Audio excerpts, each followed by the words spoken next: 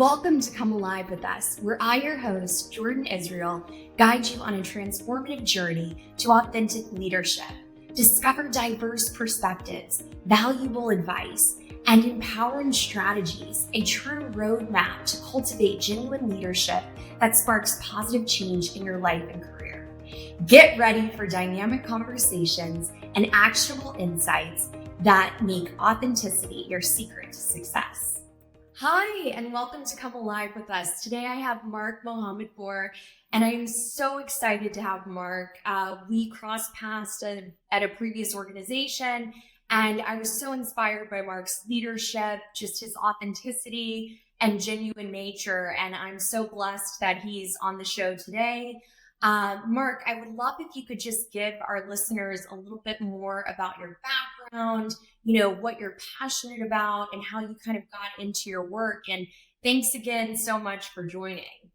Well, thank you, Jordan, and congratulations on your podcast and your journey. It's inspiring. It's going to be so beneficial to so many people, and just appreciate you having me. I worked in public relations for 20 years, which is how our paths crossed. And during that time, I gained and lost a lot of weight, and I've lost 150 pounds and have kept it off over the last decade. And as my career progressed and I was thinking about where my strengths were, it was really around ensuring that leaders and teams and those that I was managing were prioritizing their well-being and not just their physical health, but thinking about their mental health and other facets of their well-being. And in 2019, I decided to go all in and launch Chasing the Sun. And our mission is to empower people to prioritize their well-being so they can shine in the family room and the boardroom. I work with companies to design their culture of well-being. And that's everything from how to lead with empathy, how to embrace and overcome imposter syndrome, and so many other topics, Jordan, that we don't necessarily talk about in the workplace, but we absolutely need to, because it ties directly to our well-being. And so it's an honor to be here today and chat more about that. Thank you. And that is so impactful, and the work that you're doing is so important. So really appreciate you and excited to learn a little bit more. So I was thinking we could start off with a lightning round just to kind of get the energy going. It'll just be rapid fire, and then we'll kind of dig deeper into some of those more extensive questions if that works for you. Fabulous. Awesome. Okay, so first and foremost, can you name a book or resource that has profoundly influenced your leadership approach? A great book called A Trusted Advisor. It's critical, no matter if you're your own consultant or working for an agency or in-house. It's critical as you're thinking about how to really show up and become that trusted advisor. Oh, that's amazing. I'll have to check that out. I haven't heard of that one yet. So That's a great one. Who is your favorite authentic leader and why? It would be my first two managers, one named Dean, one named Kara. And when I started at my first agency, they were just really honest and upfront. They treated me like an adult, even though I was 21, 22, 23 years old. They gave harsh feedback, but important feedback. And they actually helped train me to be a professional and shared practical, actionable tips that not only I live with, but share on throughout my life. I love that. And then in one sentence, can you define what authenticity means to you in the context of leadership? To treat everybody like adults and to ensure that they are prioritizing their holistic well-being. Yeah, it sounds so simple, yet, that's great. That's great. And then what is one daily habit that sets leaders up for success? Jordan, it's to get selfish. You have to put yourself first and prioritize your well-being so you can show up for everyone around you. Okay, I love that. All right, well, thank you. So let's kind of dive in a little bit deeper. Reflecting on your leadership journey, what has been your most significant learning curve? And what kind of insights or actions do you think our listeners could take to learn from your experience that they might be kind of navigating something similar? Jordan, I took a traditional path in public relations working at an agency. And when you're an agency, there's 10 to 12 different levels that you rise in the ranks. And as you rise in the ranks, you get more responsibilities. And you get to a certain point, 2, 3, 4 years in, where you start to manage people. And that is a significant leap for anybody. Yeah. In the PR profession, you are juggling so many different things, and we're not going to be defining necessarily public relations in this episode, because your listeners and viewers are going to be from a broad um, list of industries. But one of the big challenges, Jordan, was shifting from doer and tactician to helping set other people up for success. Yeah. Your relationship with your job changes the moment that you start managing people. And that takes some like on the ground training, but it also takes some critical communication from your managers and your leaders to be able to help ensure that they are set up for success. And understand, I think the biggest part of all this, Jordan, to really finalize answering your question, is when you start managing people, their success is your success. Mm-hmm. Yeah, that's so true. That's so true. And I think that you make a really good point when you say, when you start becoming that doer and you're managing, that you need your managers to kind of guide you along that way. What advice would you give if, someone is in that position and say they're not getting that support? So they're kind of having to go at it sort of solo. They don't really have that communication with their managers, and they're just trying to navigate this and, figure out how to manage without that support. One of the things I wish I had in my career, and I have it much later, is as mentors. And I think everyone needs at least 3 different types of mentors. You need somebody at your work that you work with on a regular basis. Ideally, that's your manager, or maybe somebody that is someone that's more senior, more experienced, but perhaps not your direct manager, to your point, if you have a manager that's not listening or helping. You need someone at the company who is completely outside of your work stream that can help you sort of navigate the organization. And then you actually need 4. I'm going to add 2 more. You need somebody within your profession, but outside of your company, to be able to help you. And then, Jordan, I think that probably the most important one that we always overlook, and I know I did, we need somebody outside of our company and outside of our industry. Yes. And I think that's incredibly critical for just skills development. Back to my point about the trusted advisor and how to really show up and understand how business decisions are made is key.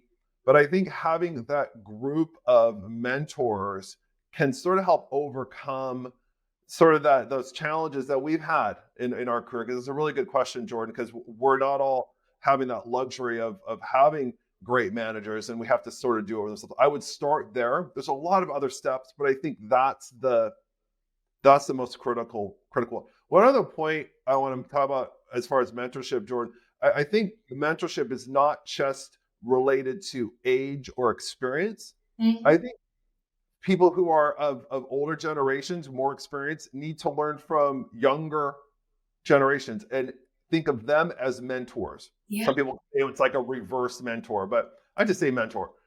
We Yeah. have a lot to learn from future leaders and generations, and establishing those kind of relationships are really critical.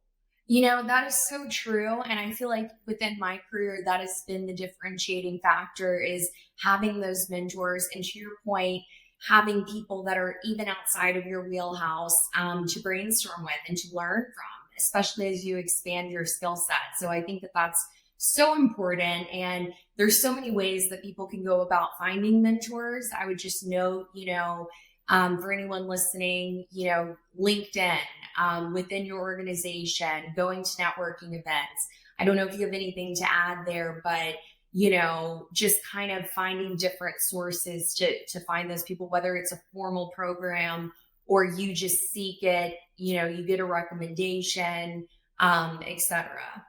A lot of professional organizations have mentorship programs, whether they're informal or formal. So I'm a big part of the Public Relations Society of America. It's the world's largest public relations association. And so there are a lot of kind of informal and formal groups. So I would look at your sort of trade association If you're a part of it, especially, there are going to be people who are very much involved in that. And then look at your local business chambers, chambers of commerce, and local kind of business, associations as well. I think is another great resource. Yes. No, that's an excellent point. Awesome. Well, that kind of brings me to my next question, which is, can you share some actions or strategies that have directly contributed to your leadership effectiveness? One of the challenges, this was around 10, 12 years ago, that I was really trying to process, was I was at a point in my career where I was managing teams in a number of cities, upwards of 5 or 6 cities. I was managing teams, and I can't be there all the time, and I think there's a lot of need to build trust and rapport with those folks. And a lot of that comes down to understanding that I can't micromanage them. I'm not a micromanager just by nature, and I can't do that. I have to establish trust, but also I have to make sure that everybody understands where they're going and where they're headed. Right, they're looking to us to be able to help set direction. I think a lot of that comes down to relationship building. And so I had the opportunity to go travel to various offices and see people and engage in, and build relationships that way. Now I realize that's not available for everybody. Right. So I think a couple things to install in lieu of that.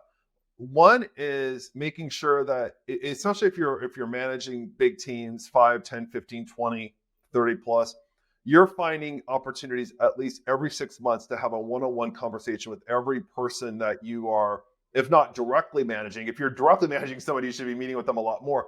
But if you're indirectly managing people or they're on teams, making sure that you're connecting with them every 4 to 6 months. Yeah. And that is really centered around their career well-being. What we want to do is make sure that we are preserving and growing the relationship between the manager or indirect manager and the employee, because that's the most important relationship in any business. Yeah. And we want to make sure that the people in their role are feeling good about what their role is. And out of those conversations, Jordan, kind of goes into 3 sort of buckets. One is that somebody feels, I feel really good where I'm at. I want to stay the course. I know where I'm headed.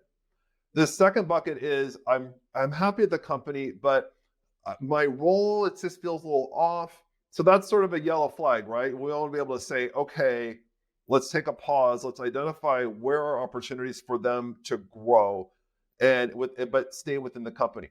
This is a real check of the ego. We have to be humble as leaders here, Jordan, in this, when people are saying that, because it might not be about me, Right. or it could be about me, but it's about them and where they want to go.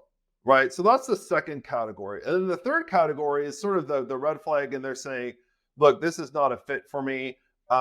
We need to make some adjustments. We'll say, look, let's make sure that we are finding an opportunity for you, perhaps outside the company or something like that. And make sure that we are establishing a really professional, graceful exit. Because the last thing that we want to do is ruin the relationship with those that we're working with. And you and I know from our relationships that people that we've worked with in the past, whether they be colleagues, people we've managed, managers of ours, customers, clients, partners, they've become future partners, clients. And a lot of that comes down to, what was the relationship like when that chapter ended? Right. That's so pivotal. And I think that, you saying that is so important, because I feel like so many organizations do not focus on that. It's like, okay, well, you're feeling that way. Here's the door. They don't take the time to invest in their employees, and they just think, oh, well, you're replaceable. But they don't even think about all the time that they've already invested, the relationship that they've built. And to your point, that it comes full circle, and you have those people back in your life. And I think that that's just, you hit the nail on the head. It's really important to have those check-ins and to care, even as you said, the red flag, okay, they're done. going as far as to help them find something else, that's amazing. So I completely agree with you on that. It's humbling. But we have to, especially in this new era, right, Jordan? We're no longer staying at companies for 30 or 40 years. We're Right. not waiting to get that gold watch. We have to realize those was a big mindset shift for me too. I was at my first agency for 14 years, and I barely spent any time looking for other jobs. I was very loyal to them. They were very loyal to me. It was a very positive relationship.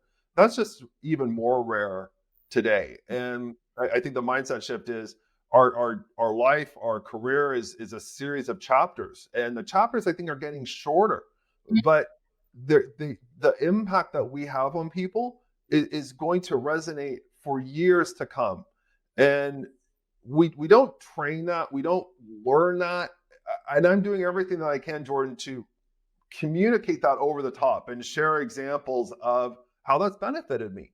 Yeah. Um, And I think that that would benefit so many people. I mean, it seems so obvious, yet it's not. And I think that we're at this weird precipice of like more companies starting to do that, especially since COVID, and remote work and all of that. But I think we still have a long way to go. So I think it's really important to raise that issue and, just raise that awareness about the importance of it. Definitely. Okay, cool.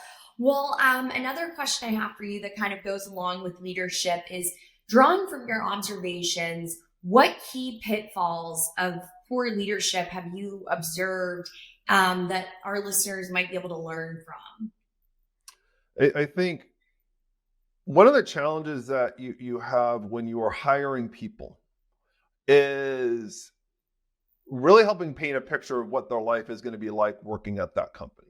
I say this to folks who are working for a company, but I also say it to people who are looking at joining a particular company. I would say, is my life going to be better because I work here?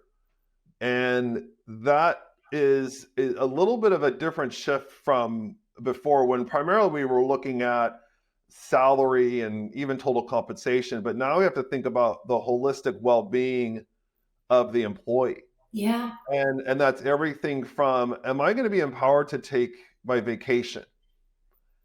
Is my child going to have, a healthy life and healthy childcare and all of those factors? Am I going to feel empowered to be able to grow in the role that I have? Do I have a really clear understanding of what success looks like? Is there a clear communication as far as my expectations of coming into an office, if there is one? And how am I spending my time in there? Because I'm having to spend time and gas or other transportation in order to get there. Is there a really clear understanding of the benefits of that? The financial impact. How does working at this new company help me financially, not only in the short term but the long term? This all blends into this kind of holistic well-being that I talk to companies about. When I joined companies, the idea of well-being was primarily around physical wellness, getting a $50 a month stipend to go to the gym every month. That was kind of it. And now we have to think much broader, right? Mental health, therapy, all these other aspects that people are asking about. And so, some of the challenges I had in my career were around, leaders who kind of did not necessarily factor all that into the conversations. And I think the ones specifically that I had challenges with were around career well-being Mm. and the growth of my career. And there's no one to blame. I take responsibility, but I think if looking back and examining, because I've been very blessed to have some incredible leaders, but I think where there were some gaps were around career well-being and thinking about my trajectory. And so that's a learning for me. If I could go back, I would have been, much more aggressive, because I think they were probably looking at that for me. But there was just some communication gaps that, Yeah. you And I know, feel that everyone can relate to that, right? And I think that we're in a day and age where people are just, like you said, they're evaluating things differently. It used to be you were kind of selling yourself for the role, and now it's like the role needs to kind of sell itself to you. People want flexibility, they want that holistic wellness. They don't just want a gym pass. They want, more PTO. They want, paternity leave. They want all kinds of different things. And you do have to take that, into consideration. And so I think that, to your point, people not considering those factors it's just such a disadvantage. It happens a lot. But I think that, to your point, things are changing, and that's becoming more of a focal point as people feel more confident to ask for those things. And I think, generally speaking, from my observations and my experience, I didn't know many people that were comfortable and confident to be like, hey, I need this and I need that, until really the pandemic happened. And then they started reevaluating things and realizing, oh, I don't necessarily have to work here. I could get something else. I could start something else. What is going to benefit my life the most? Exactly. And then I think this is a real awakening for people, and even going a deeper dive about return to office, and we don't have to spend much more time on this, but that comes down to a factor of trust, right? We have to bring people in, because otherwise we're concerned about their productivity, and I don't necessarily agree with that. I think that's part of the sort of evolution of the employee relationship, is around trust and treating people like professionals who have their own reputations to uphold. I think this is part of the stuff that we skip, is that there's this idea that certain generations are lazy, or whatever words we want to describe, that they don't want to work. And I don't believe that's true. I also think that we have to make sure that they understand, that everybody understands that there's reputations to uphold, and that they are going to show up. And this is one of the big things for me that I think is a little different than some other leaders, is that, you have some leaders, Jordan, who say, you have to prove your worth, and then maybe I'll trust you. Or, you're on a trial for 3 to 6 months, and if you do good, now you're going to be in my inner circle. And I don't believe in that approach. I'm going to trust you from day one, and then it's going to be up to you to break that trust, right? And 99.999% of the time, that's worked really well. There are going to be some people who take advantage, who don't show up, whatever. But I would rather be on the side of trusting people who want to do good work, who want to be professionals, who have a reputation, who are adults. I'm going to treat them as such. Yeah, no, I totally agree with you. And it just builds a very solid foundation from the get-go. And I find that doing that really increases productivity and fosters a sense of belonging. It just achieves so much. So that's really powerful. Thank you for that. So moving forward into some more questions, when you think about, leading a team through a period of change, do you have any actionable steps or recommendations on how to do that? There's so much going on. It could be something within the organization, something within the world at large, whatever it be. How do you successfully navigate those periods of change and lead your team effectively? One of the challenges, Jordan, that we have is as a team, and dozens of teams that I've worked on over the years, right? And I'm sure you're the same case. The way that team operates, the way the manager leads, the requirements of the business, the requirements of the customer are different. The challenge is we all have our expectations based on our previous experiences that come into that. And that impacts a lot of unspoken rules about how we're going to work together. And that's everything from, can we take our pay time off, and how do we do that? How do we run meetings? Are they standard 30 minutes, 60 minutes, camera, no camera? What are our core working hours? How do we understand what our priorities are on a daily, weekly, monthly kind of big picture basis?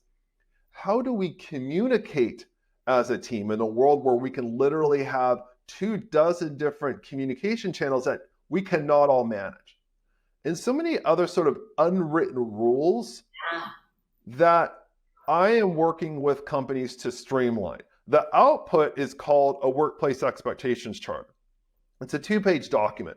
The first page is really not only just for your team itself, but also those that are impacted by the work that you're doing. And that things like what's in scope, what's outside of scope, what does your team actually do, how is success measured?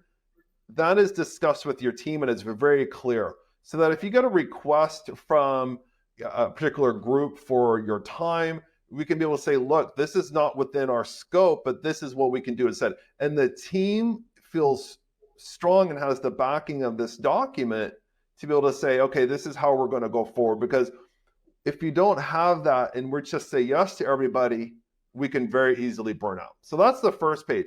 The second page is an agreement within your work stream. I want to highlight this. This is not an enterprise level document. This is a specific work stream document on what are going to be the busy times during the year, and to really help understand when we can take time off.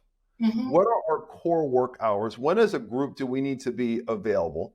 What are the communications channels that we're going to prioritize, right? If we're going to prioritize Microsoft Teams or Slack or text or WhatsApp, like, let's be really clear on what are the 3-4 channels max that we're going to use.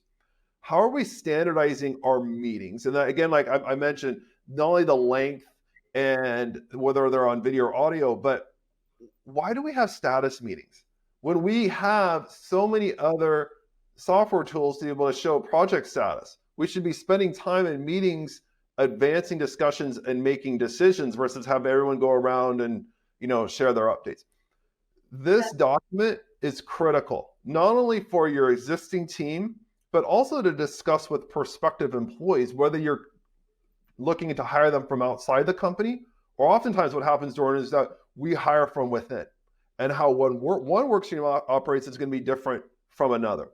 The whole idea around this is to reduce ambiguity, increase transparency, and ultimately make the team who will be a part of designing and discussing this document a part of how this operates. The teams that I've worked with to design these in real time, their turnover and burnout have reduced significantly because we're talking about topics, Jordan, that aren't discussed on a regular basis. Now, this is not to override any HR policies or anything like that, but this is very specific to the work stream itself. It's incredibly powerful and so important for leaders at any stage of their career to implement. 100%. I think that's such a great idea. And to your point, even just doing internal hires, maybe one team prioritized a certain software, whereas another team does it a different way. And, nothing to do with HR policies and procedures, but just the normal workflow and just really level setting those expectations, I think puts everyone on the same page. You're aligned, you feel confident, and you just kind of know, like you said, it reduces the ambiguity and really just crystallizes, your position and how to operate best within it. So that's excellent. Thank you. Yeah. How can leaders prioritize putting employees at the heart of everything? Do you have any specific, initiatives or action practices for achieving this? I mentioned a few already that sort of blend into that. I think the one additional is discussions around empathy and understanding the perspectives of others around you. So whether that's in your immediate work stream, your customers, your internal customers or external customers, and understanding their perspective is going to be really key. And one of the things that I work with teams on is creating an empathy map and identifying one person or a group of people and really diving into, what are their goals, what are their ambitions, how are they influenced, what do they read? And this is really an exercise, Jordan, in understanding the perspectives and really how they measure themselves and see themselves. When we go through that process, it becomes very clear why they are perhaps making this request out of the blue, why they're working extra long hours, why they're working while on vacation, even though they shouldn't be, why maybe they're confusing the people that they're working with various requests and everything else. And I think it's important for our mental health to get that perspective, because, one of the challenges that we have is around confidence.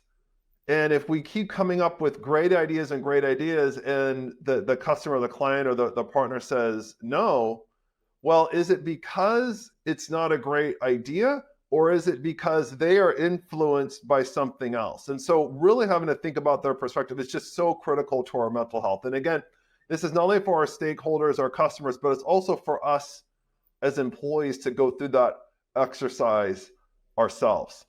I love that. An empathy map. That's amazing. Well, I know we have gone through quite a bit of questions. Is there anything that you haven't touched on, maybe upcoming initiatives or anything that you'd like to share that we haven't, hit on? It's just been a wonderful conversation. A lot of these topics I lead keynotes and workshops on, and I'm excited later this month in January 2024 to launch the Self Manager, which is a leadership cohort that's going to be asynchronous. We're going to be talking about a lot of these topics that are relatable, practical, and immediately actionable for emerging leaders, new leaders, or even managers, Jordan, who have never taken a leadership course. I've done my own research, and a large majority of people who are leading people have not received any formal training. And so we're going to be talking about these topics in bite-sized formats. It's going to be asynchronous. We're going to have an online community where I'm going to have video content, written content, PDFs for people to work on. But we're also going to have a community so that we can learn from one another. And because I think that's really important as well, because I'm not going to have all the answers. I'm going to be poking and prodding with some questions. Ultimately, I want people to feel healthier, trusted, and respected people leaders. And so we're going to be starting it later this month. We're going to have a public version. And then there's a company out there that is looking for a private version of this and has a group of up-and-coming leaders. We can manage that for them as well. So I'm super excited about that. It's the future chasing the sun, and I'm excited for where this is headed. That's amazing. Everyone should hire Mark and bring him on because he's really just changing it up and disrupting the industry in such a powerful way. So, Mark, this has been amazing. Thank you so much for your time. I greatly appreciate it. And I feel that the things that you shared are really going to resonate with our listeners and help them to propel their own leadership skills. So I appreciate you.